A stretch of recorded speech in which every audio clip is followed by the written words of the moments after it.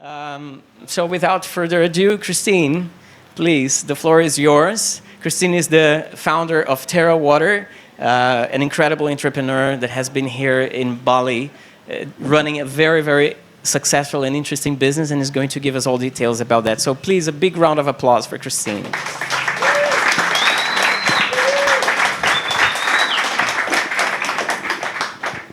Am I sitting or standing? I don't know.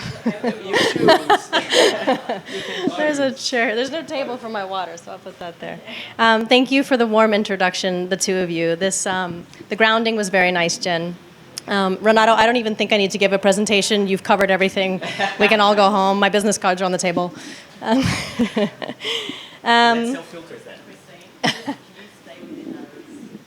Oh, stay in the black. Okay. Which means I'm right in front of the presentation. So I'm going to cover a lot of material, and there's room for Q&A at the end, so jump in. Then, if you have questions that are not addressed during the presentation. This group is called Scale Climate Action. So what I'm going to attempt to do today is talk about, basically I'm doing a case study on a company that's attempting to scale a climate tech solution for Indonesia. I am the case study. We're 3 years into our company, and so everything is on the table. What I'm going to talk about today is what we've done. We've made a lot of mistakes, but we've also done a lot of things right. And I'm happy to talk about our lessons learned, our best practices, and where we have room for growth. But I'll start by talking about myself. Who am I and how did I get here? I have a 20-year career in the humanitarian space, working in everything from reproductive health care, family planning, and women's rights to refugee resettlements. These are in places like Central and South America, Turkey, Kazakhstan. I've worked in public health most of my life, so that's my background. Most recently, before I took a career shift, as many of us do when we come to Bali, I was in the disaster risk reduction space, working with the American Red Cross, doing domestic and international deployments in the United States and outside of the United States. I have this slide up here with all of my crazy characteristics. I teach a class here in Bali. It's a Dutch Balinese university on entrepreneurship. And I like to tell them that I feel like entrepreneurs are rarely born. We're made. And many of us are accidental entrepreneurs. We're making it up as we go. And so kind of a funny slide there. So after that very stressful career in the humanitarian sector, and granted, it is still deep inside of me, but it was really stressful because I was on call all the time. I took what was meant to be a 1-year sabbatical, which turned into a 2-year sabbatical, traveled around the world looking for new opportunities, ideally in the humanitarian space. But one thing I knew for sure was I was not going to run a nonprofit. There's nothing wrong with nonprofits, but at the Red Cross, I was in the operations team, and we had an entire department of attractive women who fundraised all day, every day, and we were chasing money. And so when I wanted to start my business, I said, I want a financially sustainable business. Terra is now a social enterprise and a nonprofit. So we have a for-profit wing of the business, but we also have the nonprofit. And I'll talk a little bit about how that works later on. So fast forward 2 years into the sabbatical, and Bali wasn't even on the agenda, but I came here for 5 days, and the one thing that was so apparent to me after traveling all over the world was the plastic waste. If you know anything about the Subak system, going back to water, you know that Indonesia has this system of water. Back when we just had organic waste, you would throw your waste into the river and it would go out to the sea. Now that we have everything in addition to organic waste, we see it. We work with partners like Sungai Watch who are cleaning up that waste for us now, right? And partners like Urban Compost, and a lot of our other compost, Eco Bali, that are helping us understand composting from the organic side. So as I started to think about the potential for living in Bali, the beauty, the nature, the people, the culture, the opportunity, I saw a distinct opportunity for a commercial market for this product, which I had seen because it was invented in Guatemala 40 years ago. I spent 7 years of that previous life I discussed living in Guatemala and studying this water technology because everyone I knew used it. The family that was making these filters in Guatemala were family friends of mine. So after a brief visit to Bali, I went back to Guatemala and I studied with that water filter factory. And 7 months later, I came to Bali with a 34-page business plan and my life savings burning a hole in my pocket. But going back to the market research, it wasn't just commercial. Obviously, plastic water bottles are a problem. Indonesia has a goal to reduce 70 tons of plastic by 2030. They're not going to achieve that, right? A 30% reduction is what they're saying is realistic at this point. But also these ugly gallons we're using in our kitchens, which leads to things like microplastics. So as I started to dig into the market research, I thought, well, okay, my humanitarian background, surely I'll find another market for this product, which is actually how the product was invented in the first place, during a disaster to reach a social market, during a disaster where there was plenty of clean water. If you've ever been to a disaster response operation, you know that sending water bottles is a disaster within a disaster. I'm sure you can imagine why. So when we started to do the research on the social sector here, reaching out to who are now partners of ours, the United Nations, UNICEF, and USAID, we found out that 10% of childhood deaths due to dirty drinking water is underrepresented. Indonesia has a bottom-up governance system, which means the local governments have most of the authority, which means underreporting is a chronic problem here. They said we should probably double this. It's probably more like 20%. We're looking at things like families using firewood. When women boil water, they're breathing in these fumes. Respiratory disease is the #1 killer in women in places like Indonesia. So the first thing we did, fast forward, so that was in April of 2018, I came here for the first time. In November of 2018, I landed with this business plan, but it took a little over a year to get a factory, machines. If you think about it, a product like mine, there is no proof of concept unless you build a factory and you have machines. So we had to make a product. Luckily, in September of 2020, in the middle of COVID, our good friend here, Pak Janur Yasa, who was familiar with our company and distributed filters to his villages through plastic exchange, allowed us to go into his own family village and do a 30-day market study. This was my first real market research. Other than finding what I could find on the internet, I was like, let's throw this thing into a couple of households and see what happens. So we did. And Pak Janur's families were amazing. We basically said, guys, we're going to put this filter in your house. We don't know what our branding's going to look like. We don't know anything. The only caveat is we want you to use the product, and we're going to come in every single week, and we're going to ask you questions. What does the brand look like? How does the water taste? Who's filling it up? Is it women or men? Is it children or adults, right? We're looking for that commercial and social marketing, right? We're looking for that branding and voice for our company. What we learned after 30 days blew our mind, and a lot of the things we learned in that market study are still irrelevant now. But what blew our minds the most was I was fully prepared to pack up this product, go back to my office, pack everything up, move back to America or who knows where. But we gave these families the option to buy their filter with a discount. And 100% of families bought their filter in the middle of COVID with an average household income of 2 million rupiah. They paid for that because it saved them time, money, it tasted good. There was all these incredible value propositions we learned from doing this tiny little market study. So, without jumping into the market and fast forwarding 3.5 years where we are now, let me talk a little bit about the technology and how interesting it is and how it applies to the different markets we're operating in now. Filters are made from 3 natural materials. Clay, activated carbon, and colloidal silver. So we manufacture the filters here in Bali, in Denpasar, about 30 minutes from here. Our clay comes from Tabanan. We fire these in the kiln just like you would ceramics. And what happens is we have a material in the clay that's called a burnout material.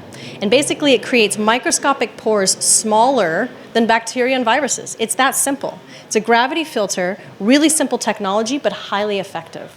The filters actually work without the colloidal silver because those pathogens get caught in the filter membrane and they literally can't pass through. Eventually they just die. But what the colloidal silver does is it's an antimicrobial, so it kills them. That's how we can insure our filters for 2 years. So if you have a Terra filter, you know you register it with your serial number. We remind you in 2 years to replace it. That's because we know the colloidal silver stays in that filter for that long. So that's bacteria and viruses. The activated carbon, what that does is it actually removes things like smell, taste, color. So if you're using Sumor water, maybe it's really turbid, it has like dirt in it, or it has plant material. If you're worried about things like chemicals or metals, the activated carbon will actually help remove a lot of that stuff. So while this isn't the world's most sophisticated water filter, honestly, from an accessibility perspective, and I'll explain accessibility in just a second, there's a reason why these are being used worldwide and why they apply to every market. One of which is the cultural appropriateness. So as I was doing my market research, I thought, okay, this works in Guatemala, but could it work in a place like Indonesia? It turns out that not everyone's used to drinking out of clay. Like looking around the room where most of you come from, you probably don't drink out of clay, but you might drink out of the tap. Here, it's reversed. You go into the villages, and they're using this product, what some of you have probably seen in your local spa, because they use it for decoration, is called a kendi.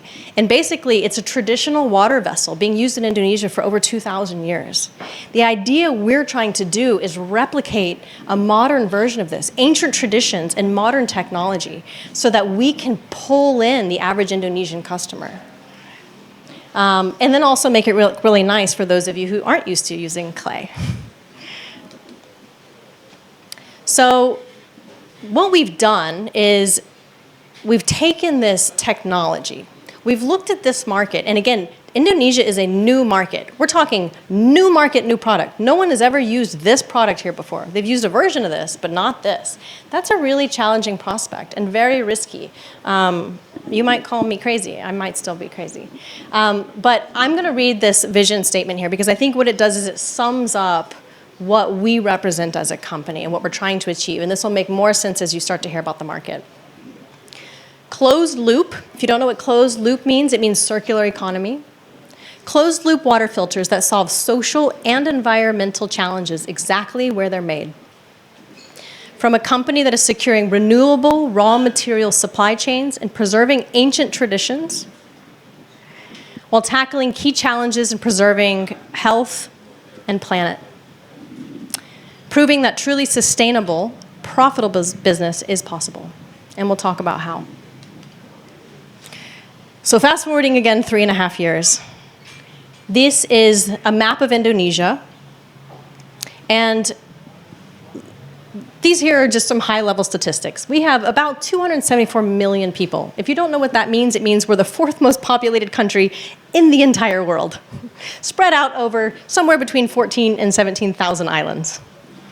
Challenge accepted.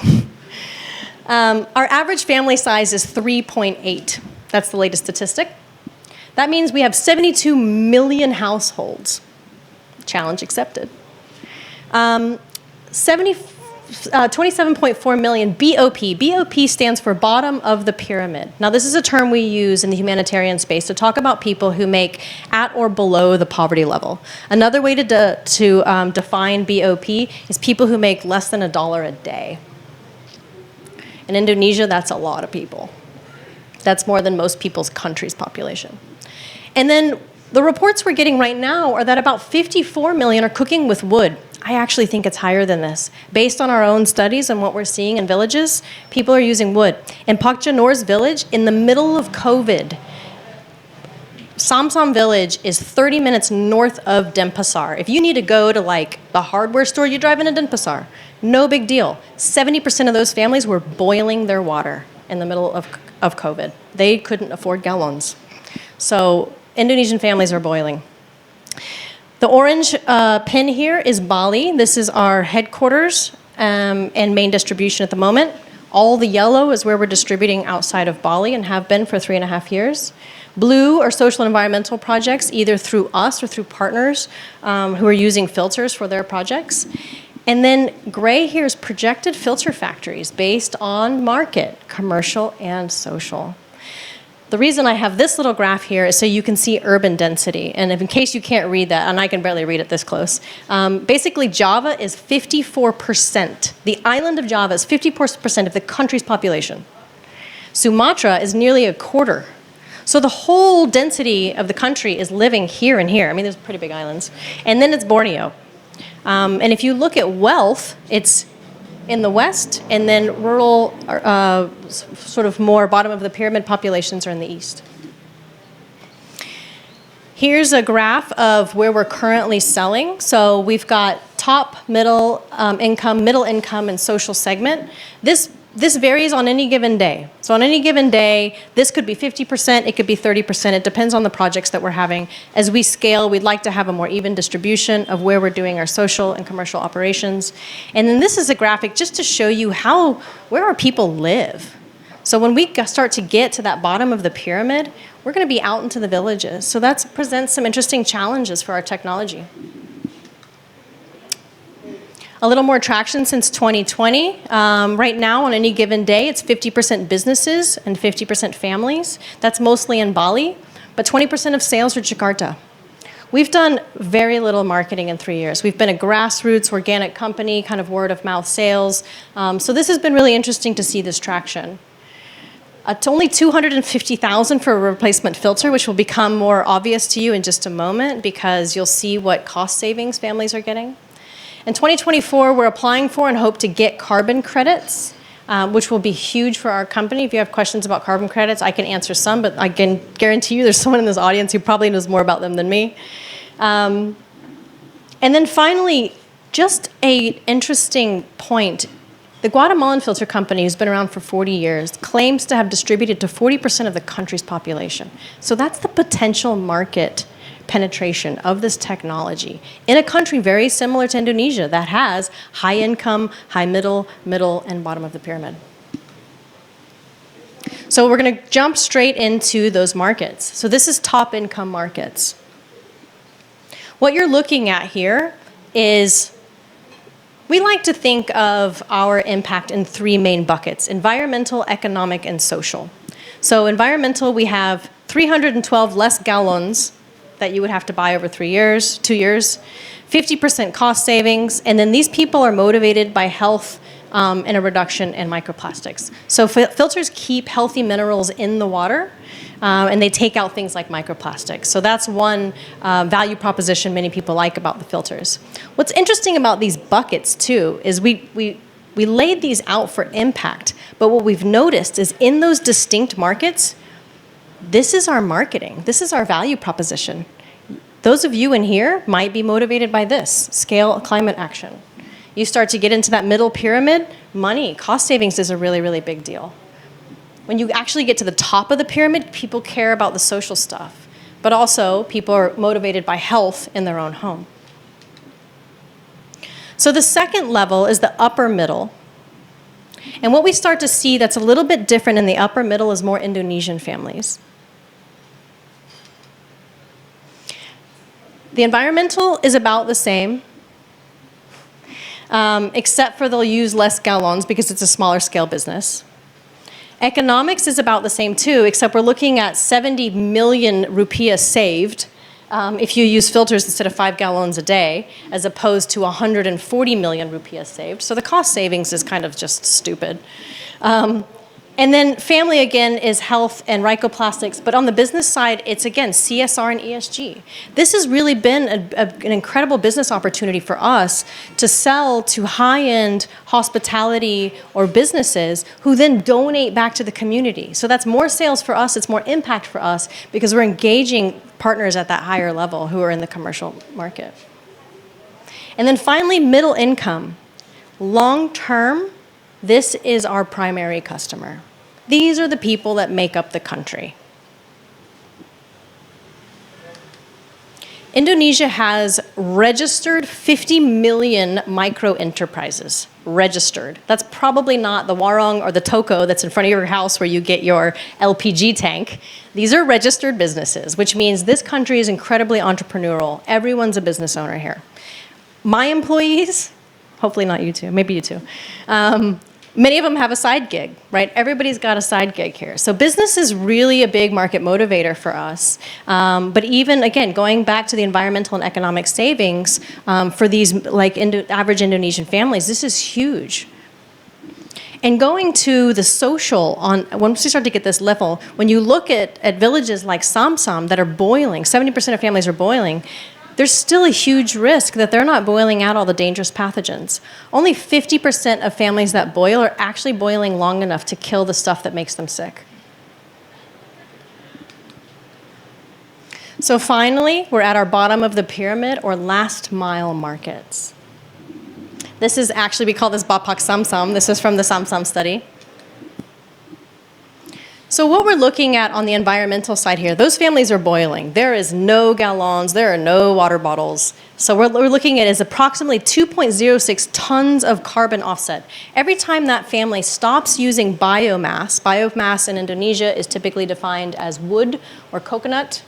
Every time we offset biomass in a home with a filter, we're saving 2.06 tons of carbon over the 2-year lifespan of that filter. That's significant. Not only that, respiratory infections, 22 free hours for women every month. What would a woman do with 22 hours? She might support her kids. She might get her own job. Now we're looking at more income for that family. So now we're back at economic and social. Time and health equal education and wealth. So, and then again, these families have their own businesses. Some of the villages that we work in are with farmers who employ other farmers to help them in their fields. This is an example of a farmer who manages another 10 farmers. So that's 20.6 tons of carbon that they no longer have to exude because they're not boiling. 220 free hours. And then again, people who are not sick are more likely to go to work and take care of their family. So here's some high-level numbers. Again, I've done my research. I wasn't going to just open a filter factory and hope to hit all these markets with my product right off the bat. But there are several other companies in the world who've done these filters either in those markets or at least in the impact space. So we actually have some high-level statistics here that prove what impact these filters have on families. And it's as much as the carbon offset, a 78% reduction in respiratory infections, 44% reduction in childhood death. I mean, who can say that they're reducing death in children? I mean, that's kind of a big deal. 76% reduction in kids missing school. And then these are some of our 5-year milestones that we're hoping to achieve by scaling our own operation. 15,000 filters distributed approximately to date means that we've averted about 30 deaths in children. This year and next year, we're looking at a reduction in over 4 million kilograms of wood from deforestation by offsetting that biomass burning with filters. And by 350,000 filters, we're looking at, and this is just biomass families, 257,500 tons per filter per year of offset. That's the equivalent of 50,000 cars removed from the road. And then finally, at our 5-year mark, we're looking at $450 million financial benefit for our families.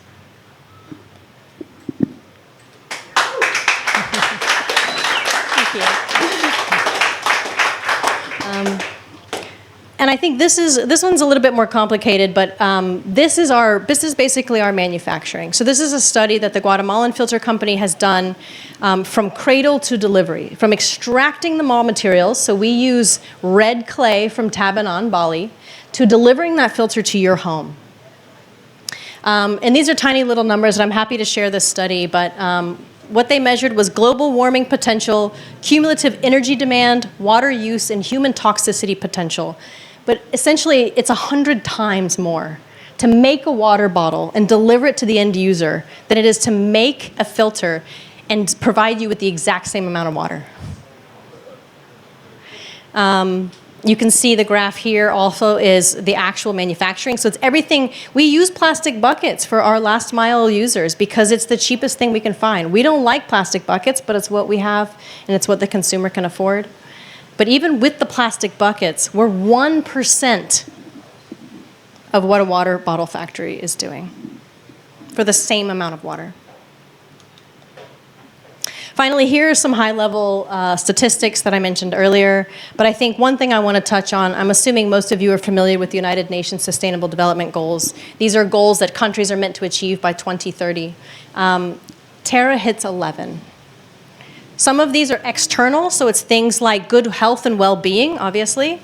Water, sanitation, and hygiene, big one. We do WASH trainings, water, sanitation, hygiene, with all of our last-mile families. Gender equality, we talked about women. Quality education, because kids are more likely to go to school. Life on land, life underwater, climate action. And then the inside stuff, it's things like no energy. Like our manufacturing is zero waste. We're using natural materials. We don't throw anything away.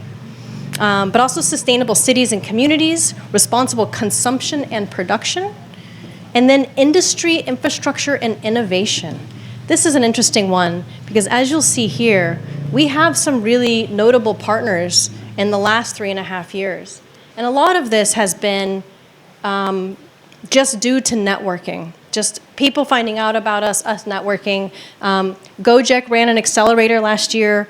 We were part of that project in Makassar, which is this video I'm going to show you. But we're always looking for partners to help us push the envelope on things like innovative technology or materials or last mile solutions to ensure we can get product to families who need it. And now Renata is going to play the video, so you don't have to listen to me. Full screen. This is our Makassar project funded by Gojek, and bear with me, because even though Gojek funded this, you thought they would have found a better production company, but it is what it is. No sound.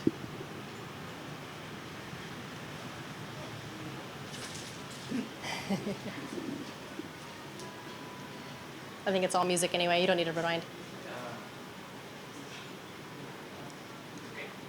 We're going to read it. So this is South Sulawesi. Here we go.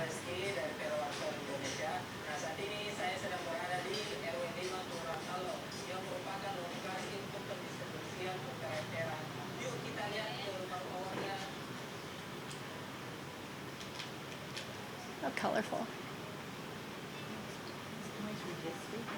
I'm not sure. Can we put There we go. Can we put the microphone on your laptop? Can you try?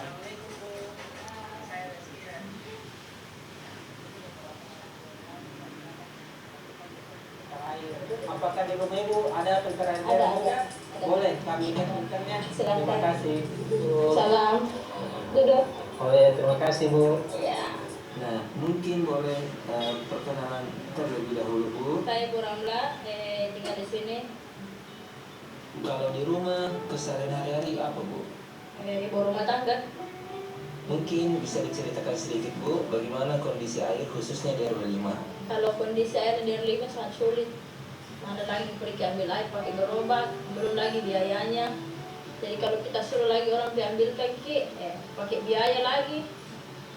Mana lagi untuk diminum, beli lagi. Tapi Bu, mungkin bisa diperlihatkan filter lainnya? Bisa. Nah, mungkin bisa juga diceritakan Bu, bagaimana kehadiran Terra dalam keluarga, apakah cukup membantu atau seperti bagaimana? Kalau kehadirannya cukup membantu. Karena biasanya kan kalau mau minum beli air galon dulu, beli air galon lagi dimasak. Ya, kebetulan ada ini, biar air hujan saya pakai bisa jadi minum. Air sumber bor bisa. Alhamdulillah terbantu. Tidak beli lagi air galon. Kalau kendala, alhamdulillah tidak ada. Karena anak-anak saja suka mau minum ambil langsung di sini. Anak-anak itu saja yang kecil pakai minum susu pakai ini. Oh iya, tinggal dipanas berarti ya? Tidak, tinggal ini saja. Oh iya. Tidak usah dimasak lagi. Kalau enaknya sih orang bilang segar, kayak air es. Terima kasih banyak juga karena terangnya ini membantu sekali di sini. Alhamdulillah, kami izin pamit ya Bu. Iya.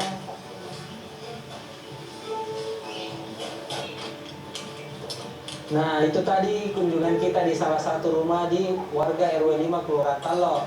Selanjutnya kita akan ke salah satu sekolah yang menerima bantuan filter air Terra. Penasaran? Yuk kita kunjungi. Ya, itu saja.